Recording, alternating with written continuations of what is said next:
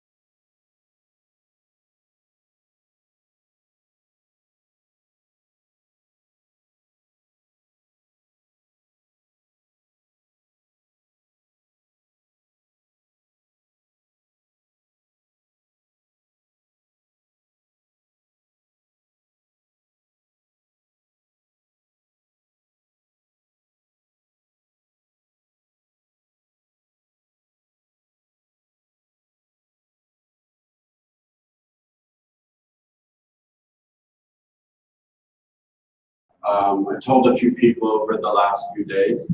We came to Uruguay because I had to leave the country. I had to leave Paraguay for visa reasons. So this was kind of a sort of spur of the moment idea that came up. And so we want to thank Veronica and everyone here for helping us out. It's been a lot better. Come and just sort of see everything you guys are doing here compared to what we're doing there, and just kind of share and open our minds to see what all is possible. And so a little about me first. Well, my name is Jeff. Obviously, I'm from the US. Let's see, I just finished in the summer, 7 years in Iraq. I was working there at a university, the American University in Iraq. Before that, I did Peace Corps in the country of Georgia. There I taught in a teeny tiny little village in the mountains. Nobody spoke English. Nobody did. yeah, nothing. I learned Georgian very well because of that. And before that, I was in college.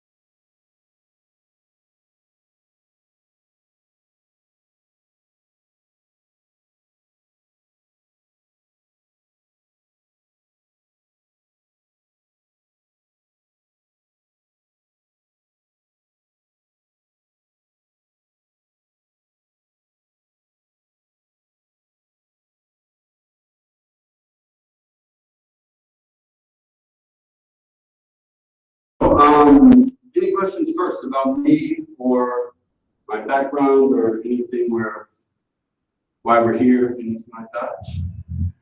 Nothing? Okay. So let's just get into it and kind of look at what we're talking about. First, we have Bloom's taxonomy.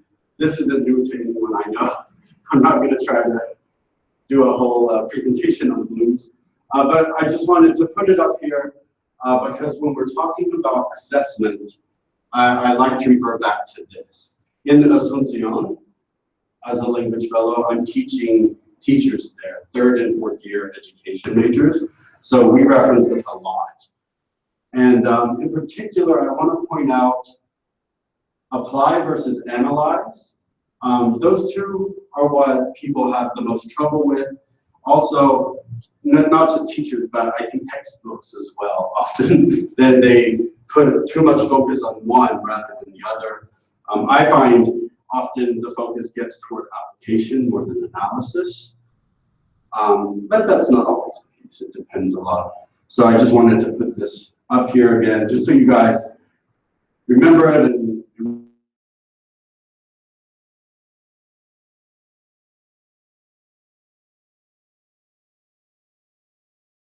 analysis as we look through the types of assessments that I'm going to talk about.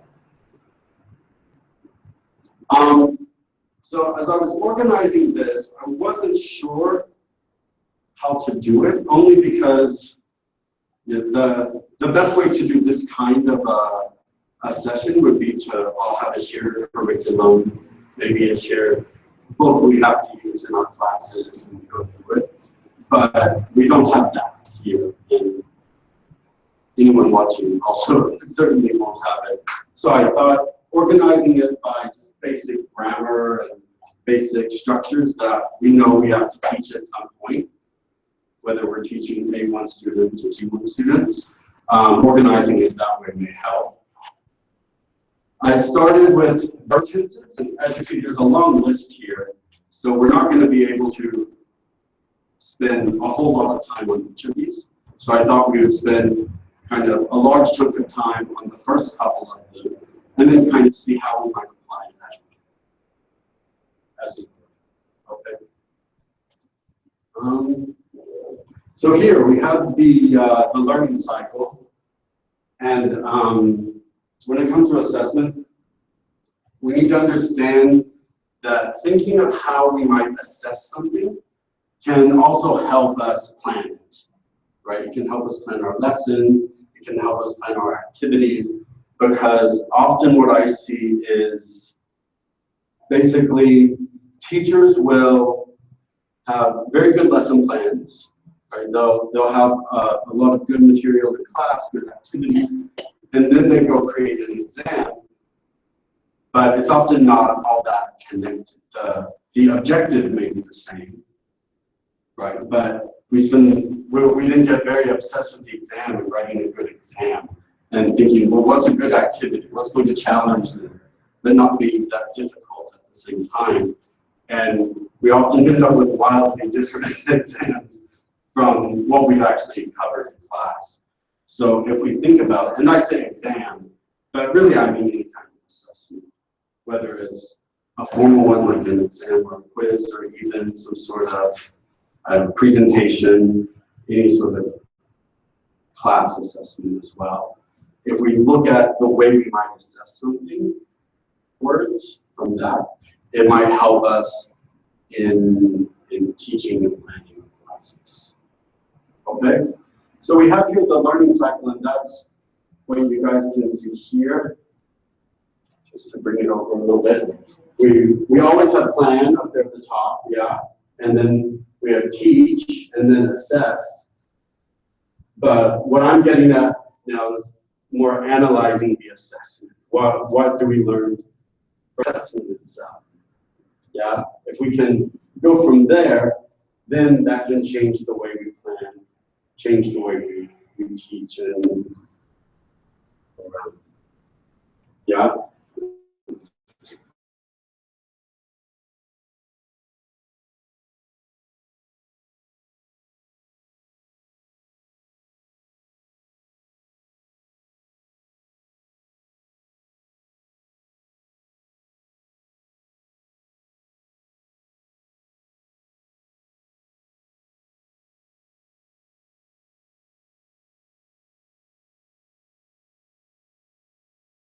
Any suggestions, anything you guys do, whether it's from a book or just something you come up with on your own, or ways you guys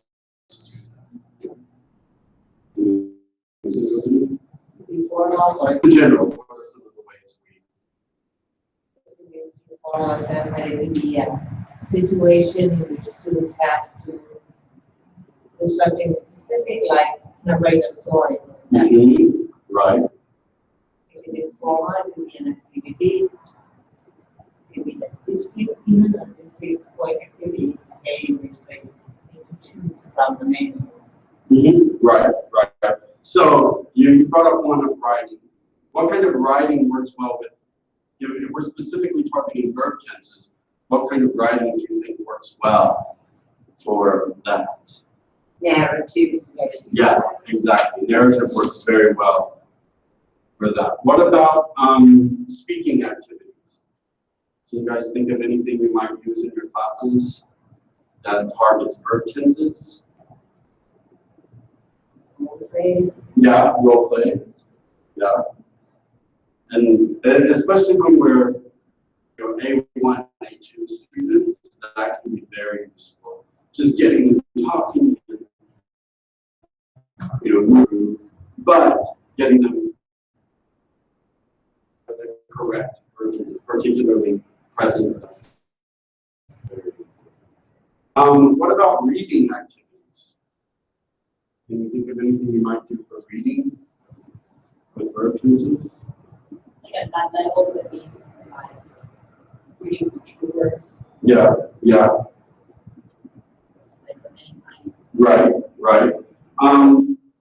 Well, one thing I remember doing, 10 years ago, I remember my classes, it was, I don't know, probably 7th or 8th graders. And I remember we were reading a very basic, it was written for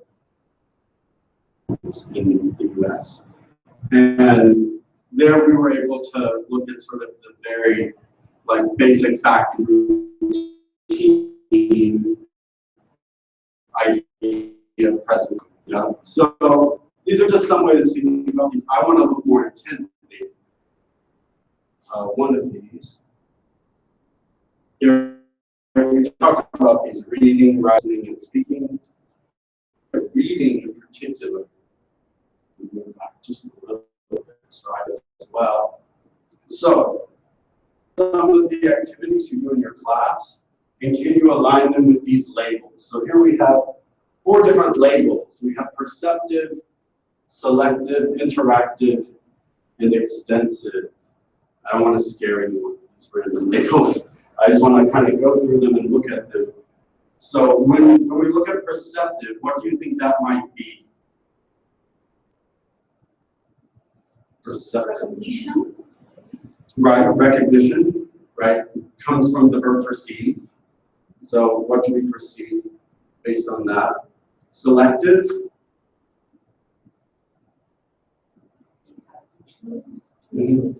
Yeah. So here we're often choosing this, which gets into analysis. If we think of Bloom's taxonomy, it gets into analysis, right? But it's also looking at sort of smaller portions of something, like smaller sets of text, Interactive, what might that be? Think of the verb to interact. Their word, it's changing because you have. Yeah. You apply the point of your assessment. Yeah, and can you think of a way that we might interact with a reading? There's probably something you guys do when you Yeah. Choose the best title for each paragraph. Yeah. Another thing that's very common is even if you use a restaurant menu, you think about that, and when you're going over those kinds of vocabulary, this is less for verb tenses if you're looking at menus, but that's what we consider an interactive reading as well. we're interacting with the text in some way, and something is happening because of it. Or numbering the paragraphs in the right sequence. Yeah, exactly. Just getting them interactive. And finally, extensive. What do you think that is? If it's an extensive reading, Probably like a short story. yeah. Or assigning some reading for students to read at home or Mm-hmm. to read online and ways of. Yeah. It's the opposite of intensive reading, which is what we do in the classroom. Mm-hmm. Right. So extensive would generally be longer text, things like that, right? So And more for enjoyment than for. right. No, but maybe, for example, you can have a book club, for example, and you go over what students read along the week, and then you discuss about it and Yeah. realize it. So Right. we are doing extensively. Right. And so when we look at that, if you think of extensive reading, it's not going to fit in so well with, for instance, a particular grammar point. It's more for overall understanding comprehension, Yes. which is always our sort of main goal. Yeah. Right. The way I like to look at this ladder is if you think of, bottom down, top up strategies. Sorry, top down, bottom up strategies. Yeah. Right, for reading. A top down strategy would be understanding the sort of extensive text, and then working down from there. What do you get out of the whole thing, and then going down.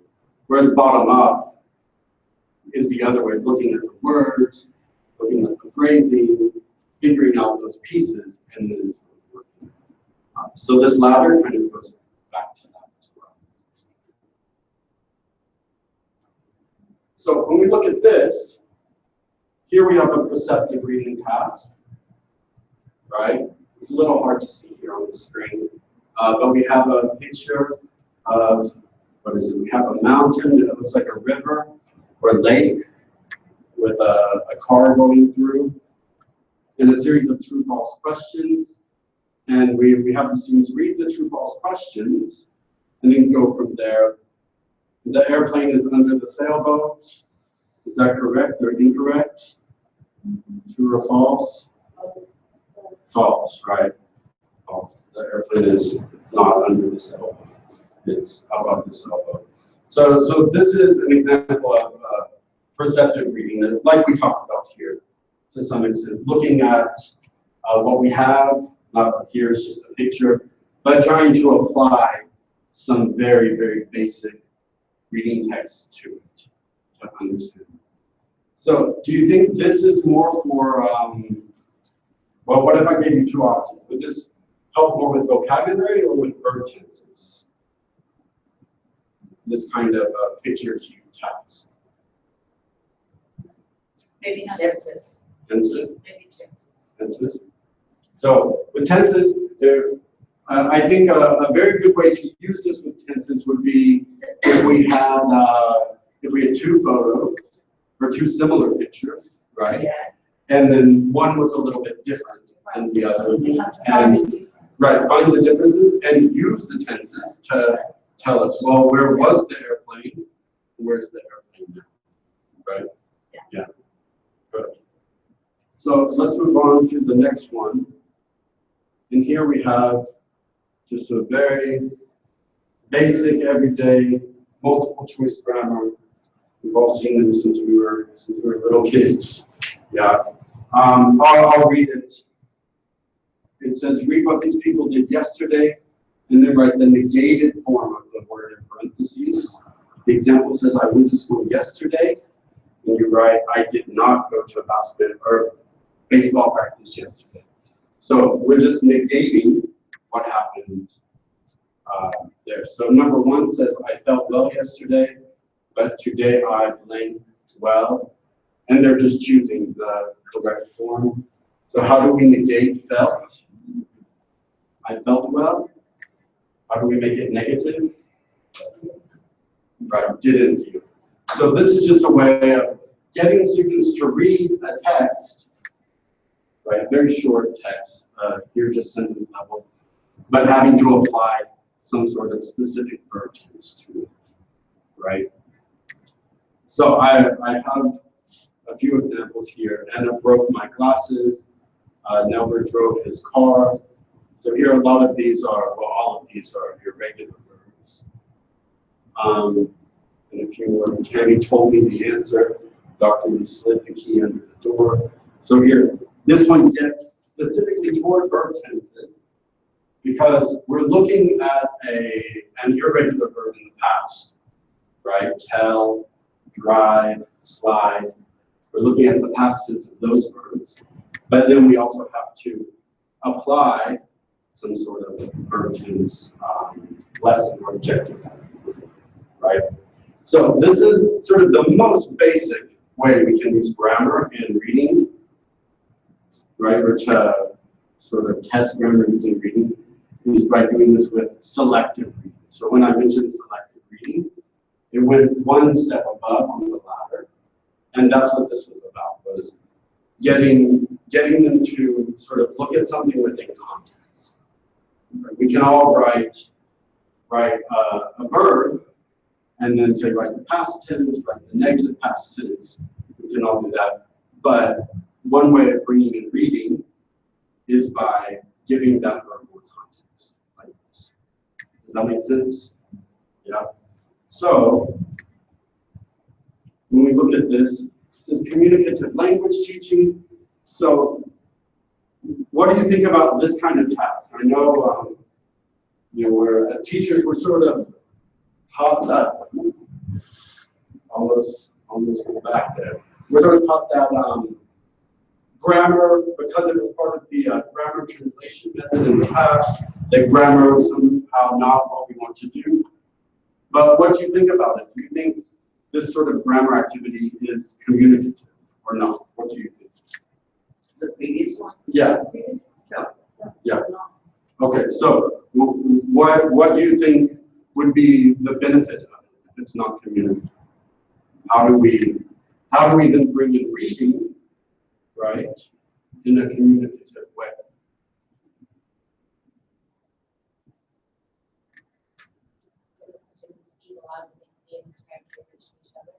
Right, but that's speaking, right? Which is good. I mean, we want to bring all the skills. But this is why I wanted to start with reading, because often when we think of the communicative way of teaching and learning, we think more conversation, right? We think more speaking, getting students talking, getting students comfortable, which is very important as well. But we also have to find ways of getting them comfortable with reading as well. So what's useful about this kind of task, right, is that it allows you to focus in on one specific objective, right, and sort of narrowly focusing in on that to see what your students have problems with, to see what they have trouble with, right? So the task alone, right, if all we have is this, obviously that alone is not communicative, right? That's just something you do, circle, maybe practice. Right, it's practice. Maybe you get rid of the multiple choice and they fill in the blanks, right? But what we need to understand with assessment is that we don't want to lose this kind of important focus practice in our goal of being more communicative. We kind of want to keep all the skills in mind in each step of those skills that are necessary. Yeah. So let's go and look at a different one. Oh, and if you look here, it's kind of hard to see, but it says discourse competency, but on the right it says grammatical competency. So you can see part of communicative language teaching is understanding that grammar and syntax is very important.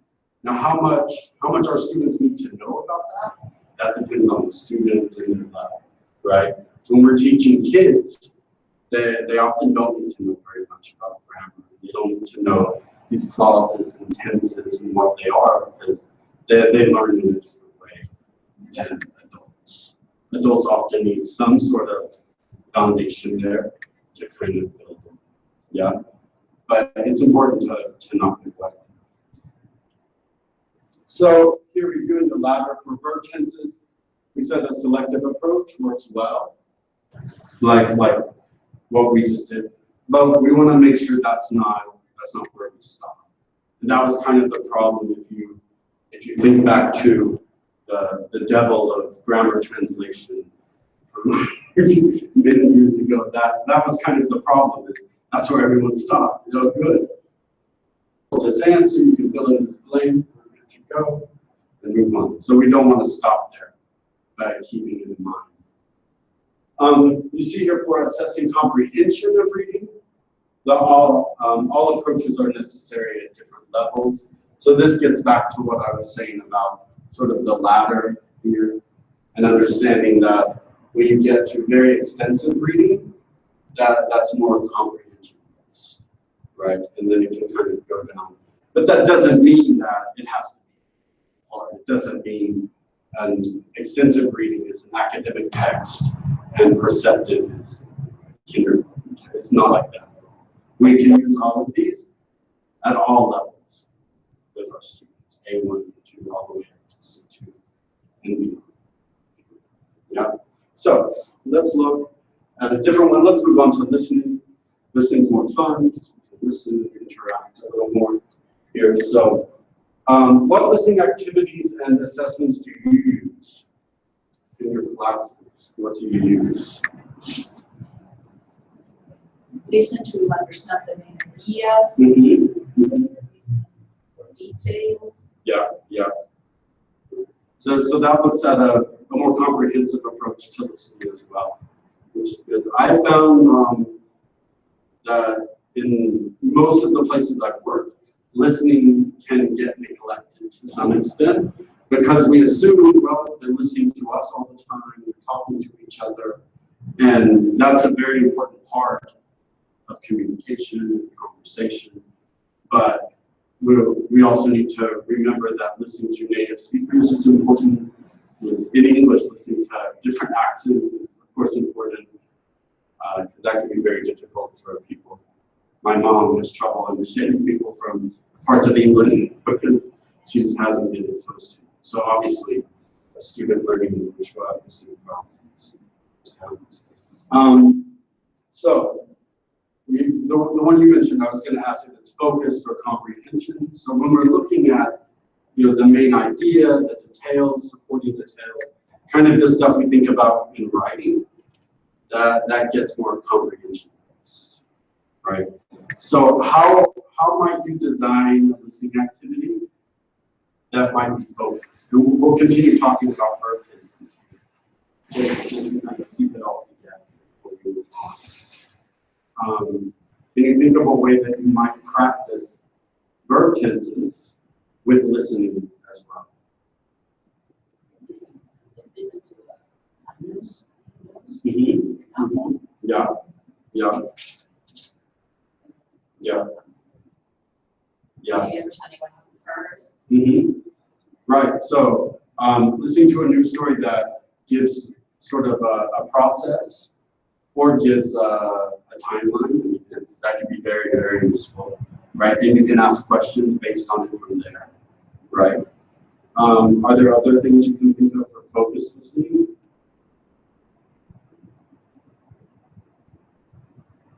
So one thing I do is I might give them a text that looks like reading. It might look like, and it's a written text with fill in the blank, right? And then we listen to it.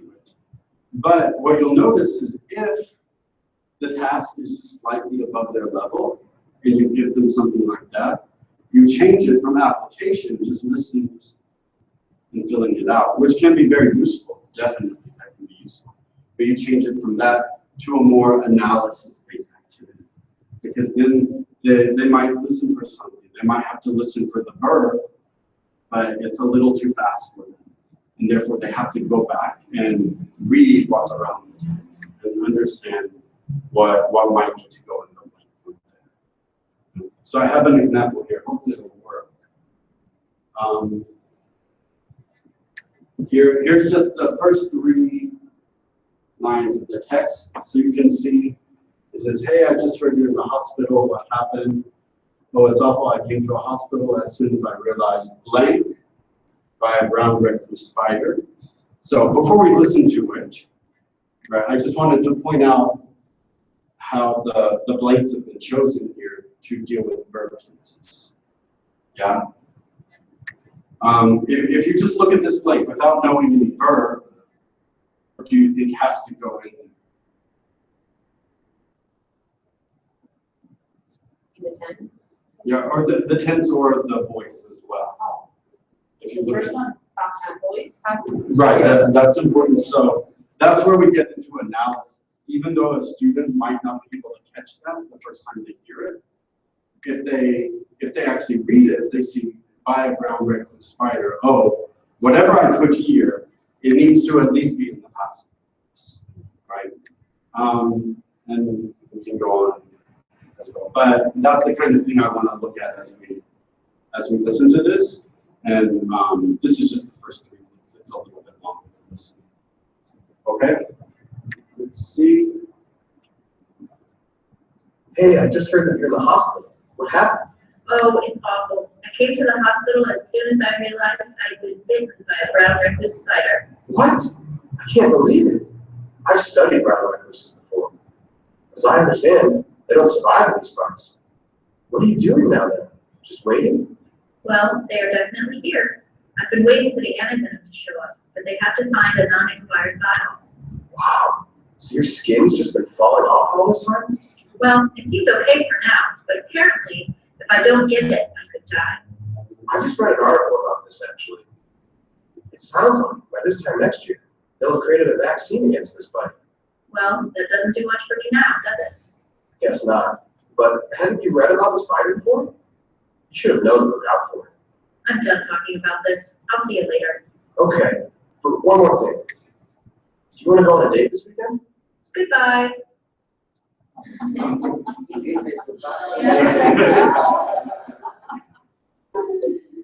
So I want to think about what you might do with a listing like this, right?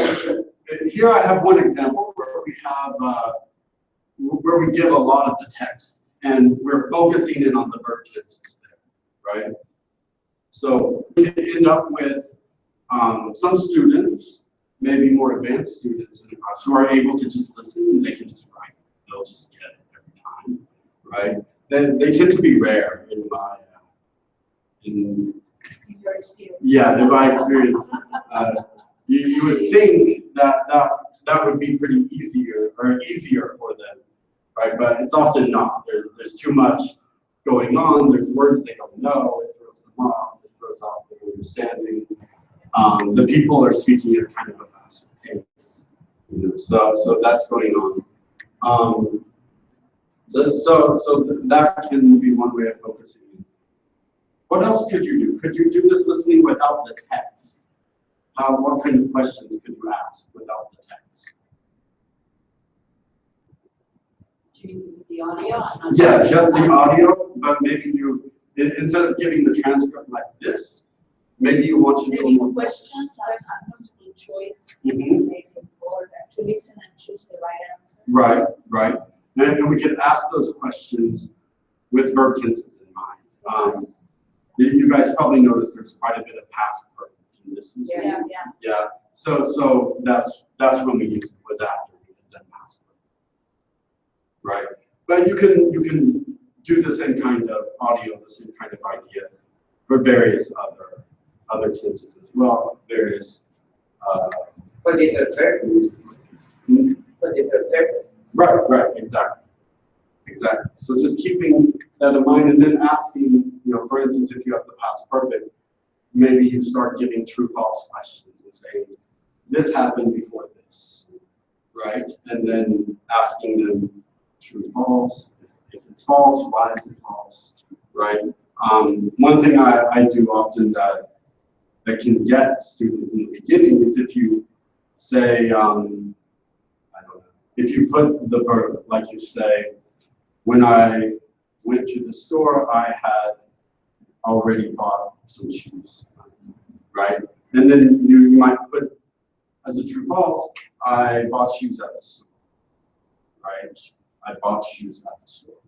So that requires understanding, it requires comprehension of the past perfect to realize that actually you have done that before. So that's just an idea of the kind of questions you might ask, right?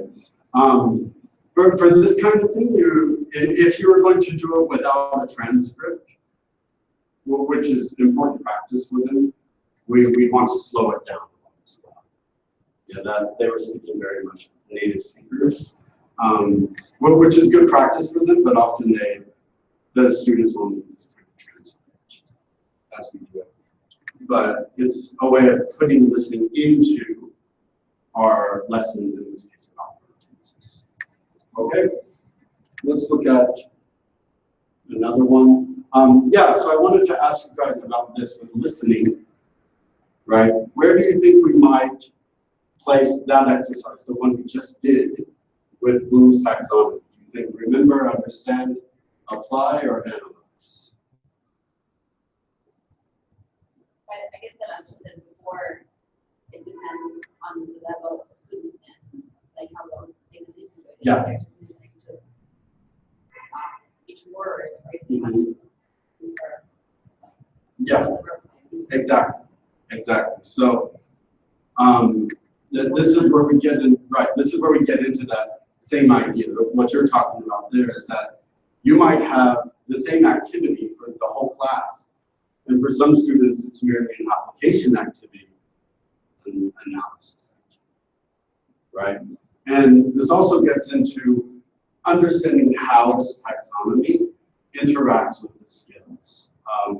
When I teach my students, the 3rd and 4th year future teachers, some are current teachers as well, in other capacities, I always like to ask them, which is harder, apply or analyze?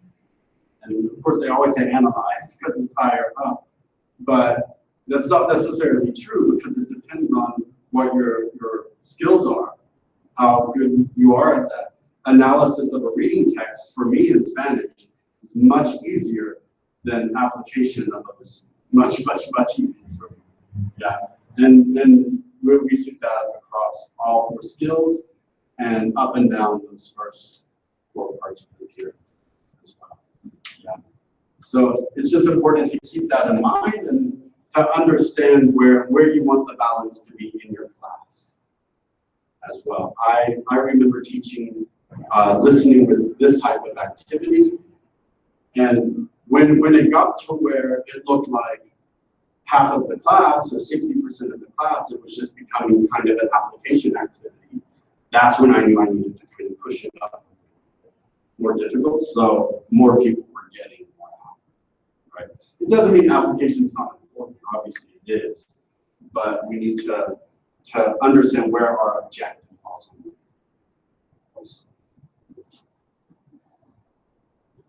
And then with production, we'll just go through this one pretty quickly.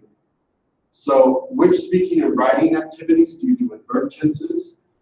And what style of writing allows for practice of verb tenses? We talked about this. Yeah. I always use narrative with verb tenses when I begin sort of overall review classes, when I begin a new level with students. I like to begin with a review of whatever verb tenses they know. And then I find narrative works best. Yeah. And then how can you practice future writing skills with beginning and low intermediate students?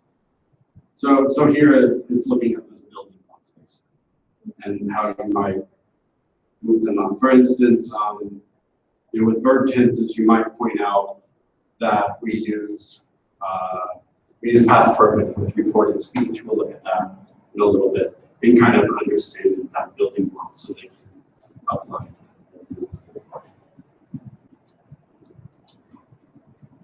Okay. Next, we have active passive voice. This one won't be as long, it'll be a little shorter, but I want to look at it as well and kind of think about how we might do the 4 skills within it. So what are ways you can think of to practice and assess active passive voice using these skills? So reading, writing on that sort of selective level, that's more of the traditional way of doing active passive voice. And in many ways, it's probably one of the most important to get those building blocks there. But what about listening? Can you think of a way to use listening similar to what we just did before? Listening, it might be something in which they have to identify who's doing the action. Mm-hmm. Right, yeah. Any kind of listening. I mean, any kind of audio to determine who's doing the action. Yeah, definitely. And that can, depending on how it's worded, that can get more into analysis as well, which is good and is often hard to do with active passive, except at a much higher level. Right? When you get much higher, then you can get into why we use writing or active or passive voice in writing and when. Right? So we can go from there, but understanding there are ways of moving a little bit higher, even at lower levels. So here we have another example. This one I've just thrown in some multiple choice as well. I wanted it to be pretty close to what we did with verb tenses, just to show how the same idea can apply across different objectives we might be using. I'll go ahead and play this, and then we can talk about it in a second. And think about some of the questions you might ask. Sorry. Think about some of the questions you might ask as you listen to it. Maybe just jot one down as we go through.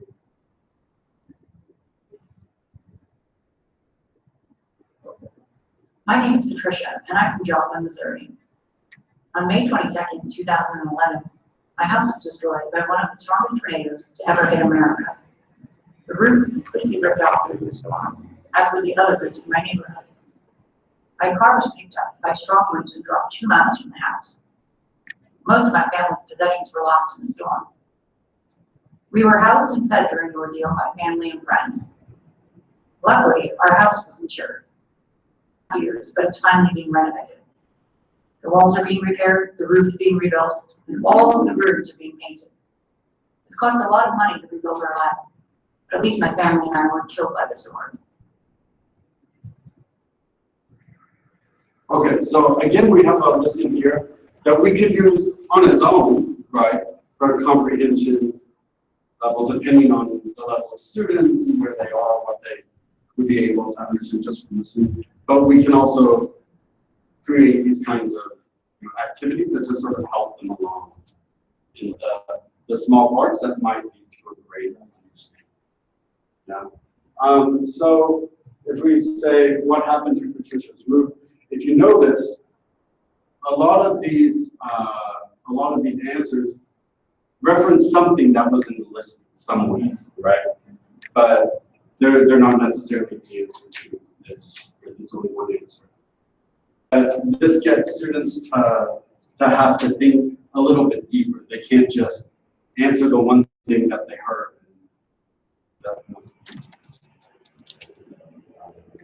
But if you notice at the top it says reading and listening application, because if we have, for example, a text or listening that's mostly in passive voice, and we ask our questions in active voice, that's not really requiring analysis. It's application, right? The same way we might give them a sentence and change it to from active to passive, or passive to active.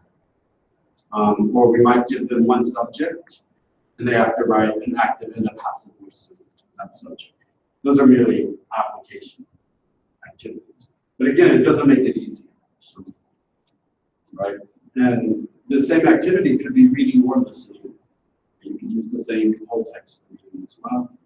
But we have to break it down by analysis and application and understand that a reading, right, with the same text will be a lot easier than a listening. For most students, that's not true of everyone, but I think for most students who are learning the language, it's easier to grasp something that you can read instead of time.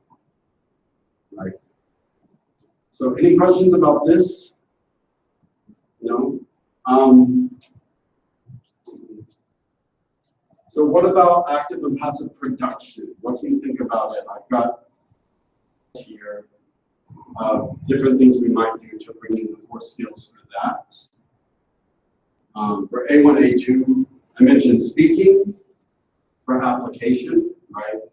This is pretty common. We do at lower levels, depending on where you introduce passive voice in the program. It depends on the program, but you know, we often have students use the passive voice without really worrying about whether we would actually use it, right? We might show a video of a boy kicking the ball, and we might have the students say the ball was kicked by the boy. But you know, how often would we actually put that sentence in passive voice? Probably not very often. But again, it's an application activity more than an analysis activity, right? So just understanding that as we move forward, sentence level writing. Then as we move into B1, B2, then you can start to move over a little bit more. You can, for speaking and writing, right, you can continue with application, but sentence level analysis, meaning at that point you might start giving more sentences where they have to think, okay, what's happening here? Who's doing this action? Who's receiving this action? And going from there. And then of course C1, C2, that's where we get much higher, and it tends to only be analysis. And that gets more into overall, why would we use the passive voice in writing? Or what does it mean when we use it versus not? Where does it shift the emphasis? Things like that. So if you look here, you can see the skills are building with the levels, right? And it's all working in connection with the taxonomy.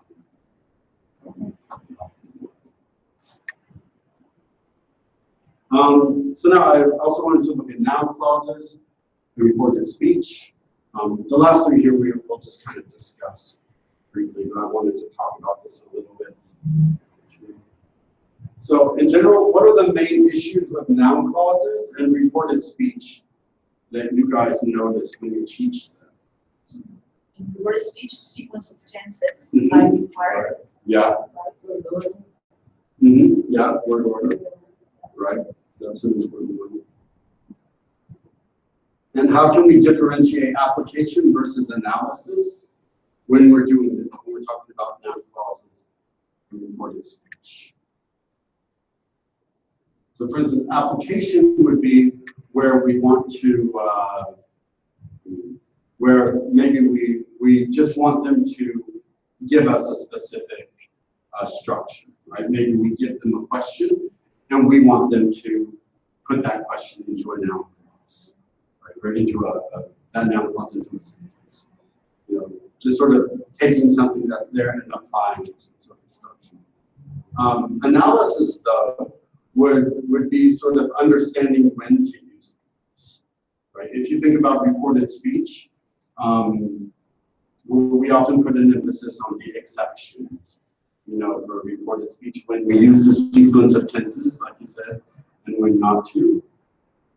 That would get more into analysis. You get a situation, and they kind of read the context, either reading or listening or whatnot, and then analyze it.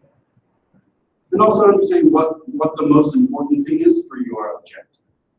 For instance, in Iraq, we didn't have a lot of time to get our students. We had to get them from usually A2 level. It's hard to start A1 with Arabic speakers, encourage speakers. New alphabet, new everything. So we would get them about high A1, A2 level, but we would have to get them to C1 in a year. So we didn't have a whole lot of time to do it, right? Yeah. It was a lot. So what that meant was understanding what parts they were going to have trouble with. So for me, when I taught reported speech, I couldn't spend all of this time on, well, when do we use the sequence of tenses? When do we not? For our purposes, it was more important that when they read something in an academic text, and it said they found that the tribe had traveled, you know, something that they understood immediately what that meant. Right? That was our most important part of our objective. right? If I had more time, if I had weeks to do it, then I could get more into analysis there, right? So it very much depends on the objective you have and what your sort of overall goal is. Yeah. And then reading, writing, listening, and speaking. You've incorporated the skills. So we talked a little bit about reading and writing there, just sort of taking that and understanding where to use it.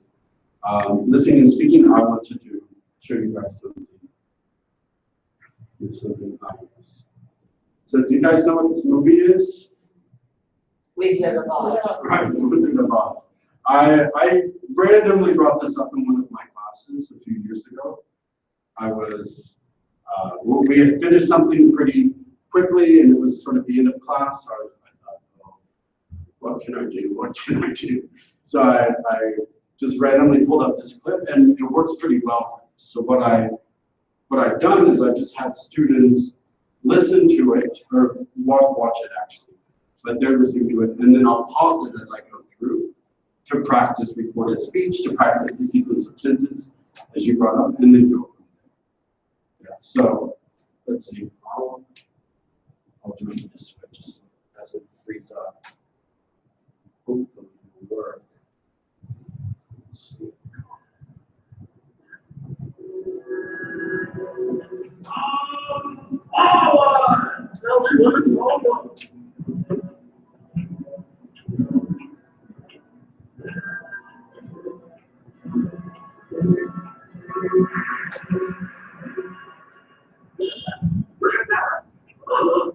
Okay, so for this kind of thing, if I were using it in class, each time someone's done speaking, I would just pause.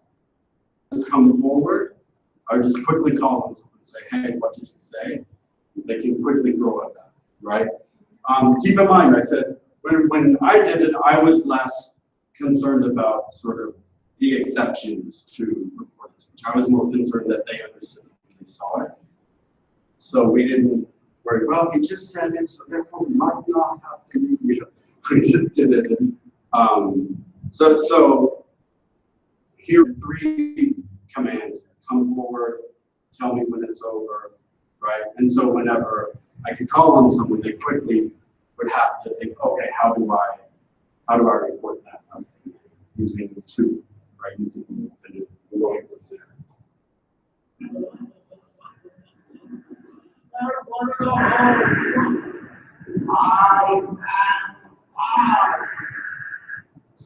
So we had sort of the first affirmative statement. He said, I want to go home, right? That's a good way. I found getting students to reference, number 1, what's happening, right? What verb tense they're using. When he says, I want to go home, what's he saying? You know, I want to go home.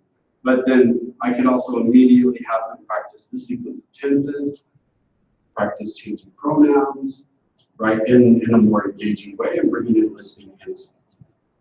Yeah. Who are you? Who are you?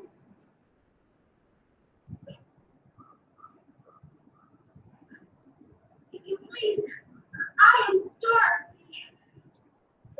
Small me.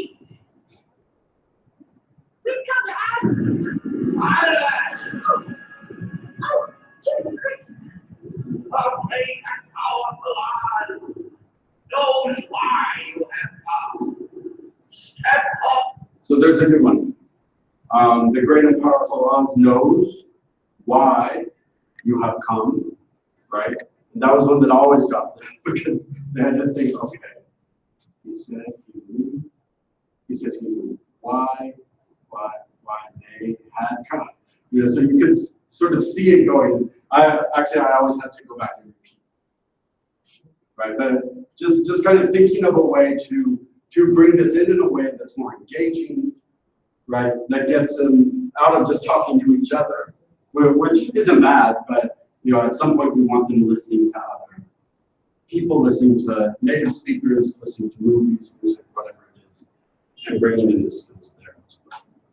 Yeah. Okay, so You guys can go home and watch the Wizard of Oz if you want. It's fun. Okay, and finally, noun clauses and questions, right? You mentioned word order. That's a big one with non-native speakers of English. It's hard because we kind of correct them on question order in the beginning, but sometimes they swear up and down they've heard it the other way before. And they're absolutely right, they have, but they heard it in the noun clause, not in a question. So that gets a little bit confusing for them. The way I do it is I try to just hold off noun clause order as long as I can, so they get question order down first, and then we can throw that in and show them the difference there. So here it asks the most common error you see. We talked about that. So how can we design a selective reading activity to practice and assess this? Learns. Yeah. Learns. Yeah. Another way I used to do it is I would just give a statement. I would say, I don't know, Tom is staying at the Sheraton, and I would sort of put at the Sheraton in parentheses, right? And then they have to first ask the question, right? Where is Tom staying? And then they had to put that into a noun clause, right? I'm wondering where Tom is staying. Just going from there, using a selective reading text, right? But trying to move it up sort of the ladder a little bit, yeah. Because if we can move it up and start with those sort of really basic selective text, then when they see it in their extensive reading, like we talked about, when they see it, they're not confused. They're not confused why this question is in the wrong order or why it doesn't have a question. Yeah, they can grasp it at a lower level so that then they can speak. Of course, the important part is making sure we actually get them to that, and we don't stop them. So, but we all know that. We've all been a part of that. So a more extensive reading activity to practice and assess this might be the same kind of thing. Understanding it within a comprehension. Yeah. Okay, and last I just wanted to kind of look at these. I knew we would be short on time. We're right about where we should be. You notice my clock there. Sure. It's pretty close actually, if you look at the map. So my timing is just right. So yeah, adjective clauses and pronoun choice. What do you guys think? Obviously, when thinking about selective reading, we can usually come up with something very quickly because that's what we see most of. But what do you think about in terms of a listening activity or some sort of speaking activity with adjective clauses or pronoun choice? That, which, who, things like that.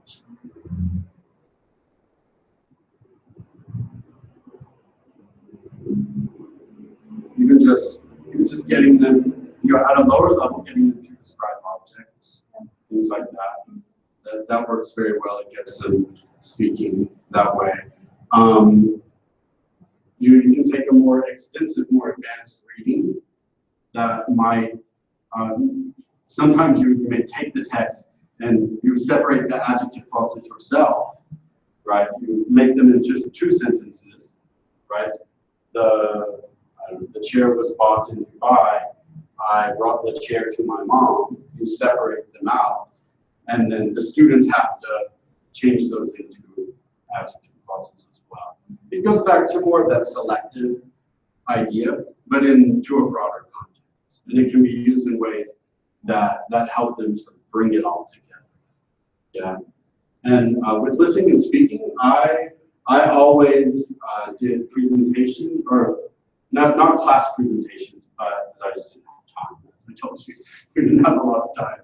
So we would do video presentations, PowerPoints, those who were able to do video editing, and I would just require adjective clauses in there, and they would use them and use certain pronouns so many times in different ways and whatnot, and it got them engaged with the objective and thinking about it, so that you could then see the progress later on that sort of old-fashioned exam that they had to